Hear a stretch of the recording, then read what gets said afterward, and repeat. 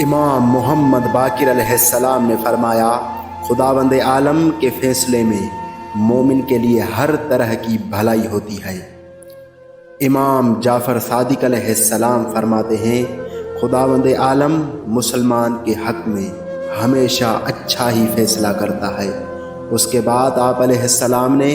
اس آیت کی تلاوت فرمائی، خدا نے مومن آل فرعون کو فرعونیوں کی تدبیروں کے شر سے بچا لیا۔ خدا کی قسم وہ اس پر مسلط ہو گئے اور قریب تھا اسے قتل کر دیتے، لیکن خدا نے اس مرد مومن کو یوں بچایا کہ وہ لوگ اسے اس کے دین سے منحرف نہ کر سکے۔ مومن کی زندگی اس کا ایمان ہے، اگر ایمان باقی رہ گیا تو مقصد مومن پورا ہو گیا، اور وہ زندہ ہے کہ اس کا پیام زندہ ہے۔ امام جعفر صادق علیہ السلام نے فرمایا، اگر مومن کو یہ معلوم ہو جائے کہ اسے جو دکھ پہنچ رہے ہیں ان کا اجر و ثواب کیا ہے، تو وہ کینچی سے اپنی بوٹیاں کٹوانے پر راضی ہو جائے، کیونکہ اس کے بدلے آخرت میں جو انعامات ملنے والے ہیں وہ ان تکلیفوں کا سب سے بڑا اور دلکش مداوع ہے۔ امام محمد باقر علیہ السلام نے فرمایا،